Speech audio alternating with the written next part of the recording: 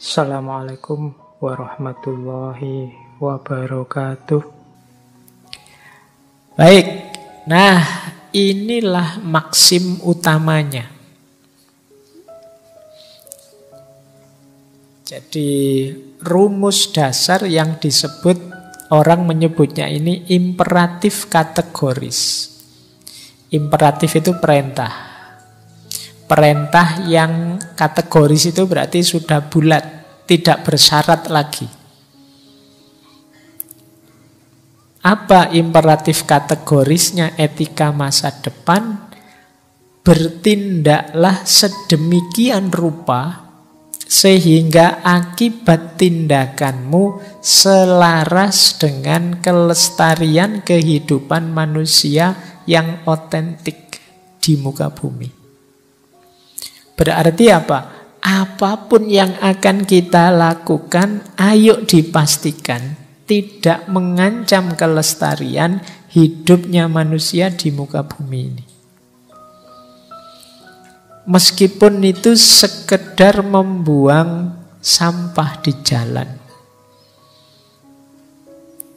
Jadi mungkin kelihatannya sepele. Alah Pak, ini plastik kecil saja saya buang di jalan, tidak masalah. Plastik kecil satu, nanti yang lain semua akhirnya numpul. Yo, sampahmu satu, tapi ini stadion banyak orang. Kalau semuanya begitu, ya ngumpul jadi berkarung-karung. Akhirnya yo kita punya koleksi sampah yang jumlahnya luar biasa. Jadi maka melakukan apapun jangan sampai hanya berhenti di aku seneng atau tidak seneng, atau sesuai dengan prinsipku atau tidak. Coba ditambahi satu lagi pertimbangan, yang saya lakukan loh kira-kira bisa mengancam kelestarian hidup manusia dan bumi atau tidak. Tentu saja dalam jangka panjang, dalam skala yang luas. Kalau ternyata itu mengancam, ya sebaiknya dipending dulu, jangan deh. Makanya dalam Islam itu kan sering bahkan sekedar menyingkirkan batu, menyingkirkan duri di jalan itu dianggap satu kebaikan. Kenapa? Ada hubungannya dengan kelestarian hidup manusia. Bayangkan kalau ada orang tidak peduli duri, tidak peduli jalan rusak dan lain sebagainya, itu hidup kita tambah lama, tambah rusak. Nah, jadi ayo diperhatikan, nanti mau melakukan apa saja, ini mengancam kelestarian hidup manusia apa enggak. Saya mau bolos kuliah ini besok, kira-kira merusak enggak ini ke depannya. Itu juga harus dipikir. Bayangkan seandainya kamu bolos dan santai saja, besok bolos lagi, santai lagi. Lama-lama kamu terbiasa bolos. Ya kalau kamu sendirian, kalau temanmu juga begitu. Temanmu juga terbiasa bolos. Yang lain lihat, kok enak itu, banyak bolos tapi nilainya tetap bagus. Besok aku begitu juga. Terus akhirnya banyak sekali yang bolos. Yang terjadi ya generasi kita panen generasi tukang bolos. Dan bisa dibayangkan masa depannya umat manusia. Nah itu cara mikirnya sederhananya begitu. Ya cuma contoh. Saya tahu yang malam hari ini hadir tidak ada yang suka bolos. Ya pernah bolos begitu saja. Ya tidak apa-apa lah, sekali-sekali dipuji begitu. Oke, jadi ini ya prinsip dasar pertama. Ini prinsip pokok. Meskipun nanti ada 3 kalimat lagi yang disampaikan oleh Hans Jonas, maksudnya sama. Jadi ada lagi kalimat bertindaklah sedemikian rupa sehingga efek dari tindakanmu tidak merusak kemungkinan kehidupan di masa depan.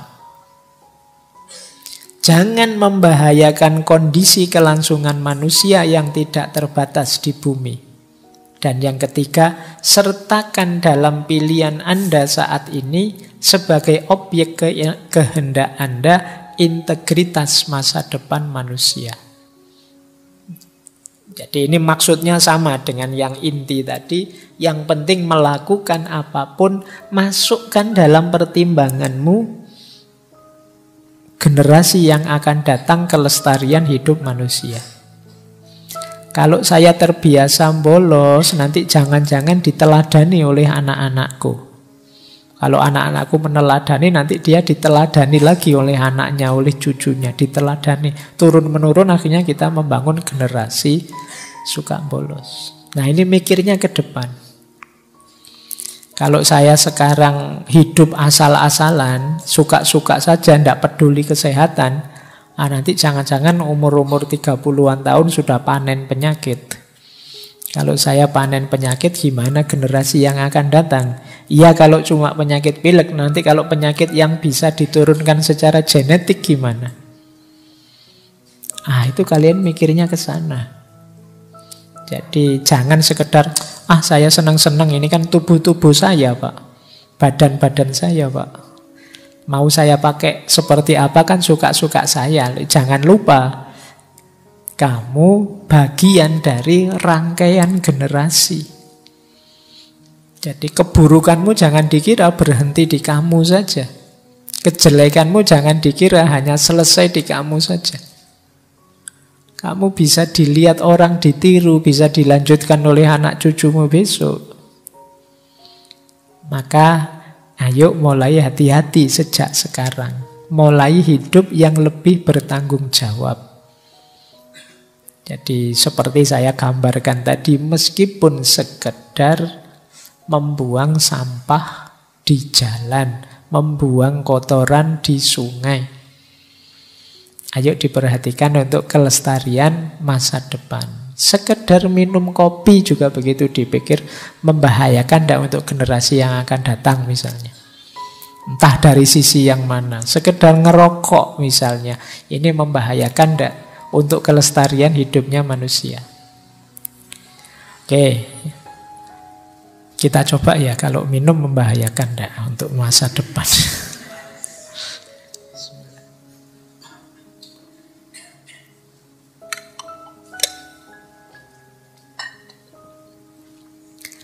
Baik, ini kalau dianalisis ya ketemu saja Pak Faiz, kalau minum tidak pernah dihabiskan. Kalau tidak habis mesti dibuang. Kira-kira kalau sisa-sisa minuman, teh apa kopi terus menerus dibuang, bahaya tidak sih buat kualitas air, kualitas tanah? Saya kemarin baru membaca di Indonesia ini sebagian besar air sudah terkontaminasi oleh kotorannya manusia. Karena banyak konstruksi bangunan yang menempatkan pembuangan dari toilet itu dekat dengan sumber airnya atau sumurnya. Sehingga kemarin saya baca begitu. Jadi mungkin kalian ya tidak sadar. Ya, kalau sudah jadi kopi kan rasanya tidak jauh-jauh saja. Kalau sudah jadi teh kan dekat saja itu. Coba ya kamu, ya hati-hati. Itu yang dimaksud tanggung jawab untuk masa depan. Tidak sekedar kamu nyaman sekarang saja. Kalau sudah kualitas air, kualitas tanah tercemari, jangan lupa tanah air itu pokoknya hidup kita. Kalau sudah rusak, tidak bisa diperbarui. Baik, jadi ini dasarnya etika masa depan. Terus, ada satu lagi konsep menarik dari Hans Jonas apa? Dahulukan ramalan negatif. Kita selama ini kan mikir, kita mikirnya yang positif-positif saja lah Pak. Jangan yang negatif-negatif. Tapi kata Jonas sebaliknya, untuk situasi etika masa depan ini prioritaskan kemungkinan negatif.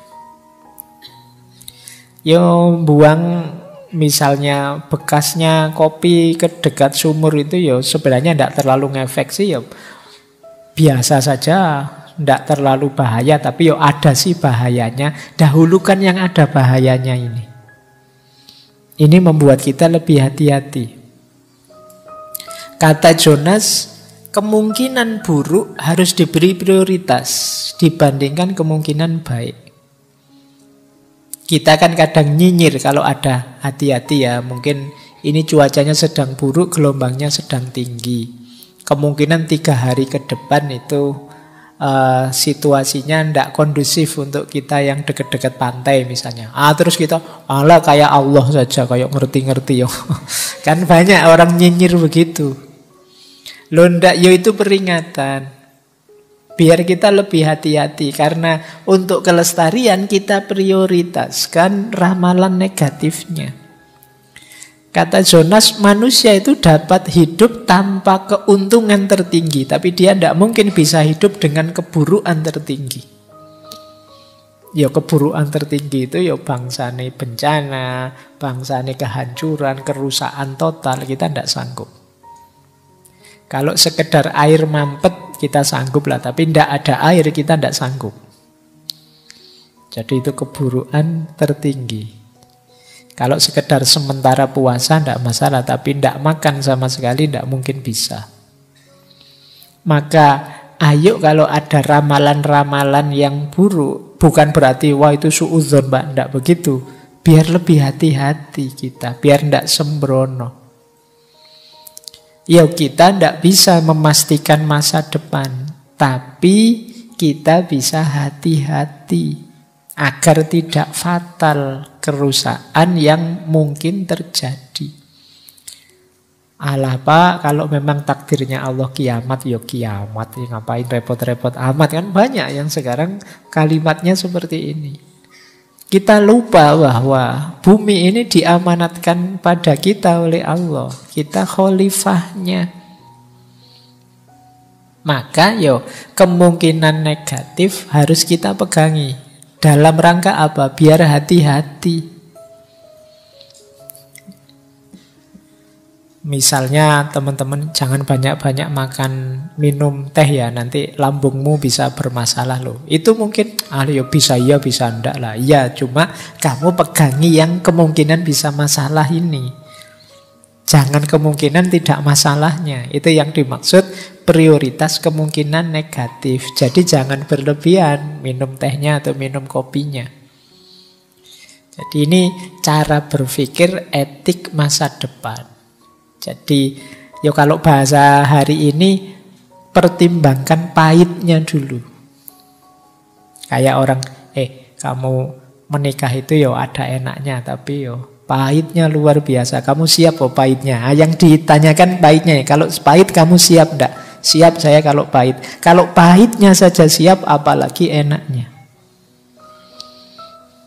Kalau kamu nikah, kamu enggak bebas lagi loh. Siap Siap, enggak apa-apa. Kalau kamu nikah, kamu tidak bisa sesantai dulu lagi loh. Siap, tidak apa-apa. Ini kan kemungkinan buruknya. Kalau kemungkinan baik sih santai. Orang itu menang itu semua mudah siapnya, tapi kalah jarang orang siap. Maka mungkin lebih baik kalian latihan kalah daripada latihan menang.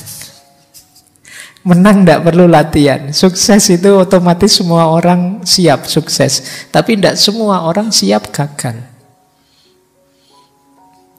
Jadi makanya kadang-kadang kalau kalian lomba kok terus kalah, santai saja. Saya memang latihan kok.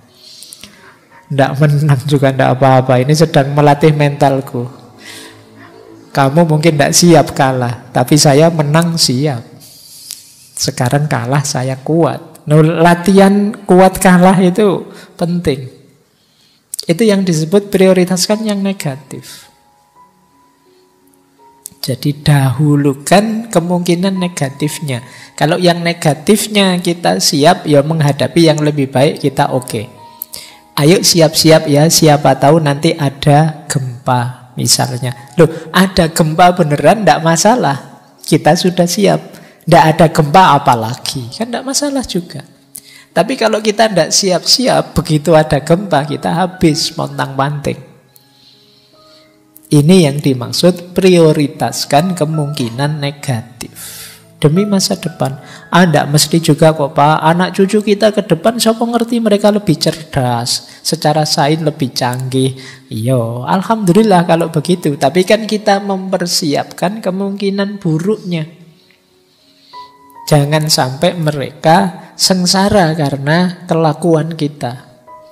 Coba bapak-bapakku dulu, simbah-simbahku dulu nggak serakah gini. Mungkin aku masih nyaman hidup di bumi ini. Sekarang nggak tersisa apa-apa. Airnya sudah kotor, kemudian udaranya sudah polusi, tidak karu-karuan misalnya. Itu kita bisa disambati oleh anak cucu kita. Ayo, ya disambati basa Jawa. Jadi, ayo ya, kita jangan nyinyir lagi kalau ada orang suruh kita siap-siap menghadapi yang terburuk, menghadapi situasi, menyiapkan diri menghadapi yang tidak kita inginkan. Karena kadang-kadang hidup itu perlu persiapan. Kalau persiapan untuk yang baik-baik, insya Allah kita siap. Tapi untuk yang buruk-buruk kan kita perlu latihan. Oke, untuk malam hari ini saya cukupkan sekian dulu. Mohon maaf kalau ada yang kurang berkenan, mungkin 1-2 kekurangan apa, mohon dimaklumi. Kalau ada kekhilafan, kealpaan yang teman-teman ngerti benernya seperti apa, ya silahkan disampaikan. Kurang lebihnya mohon maaf. Wallahul muwaffiq, wallahu a'lam bissawab. Wassalamualaikum warahmatullahi wabarakatuh.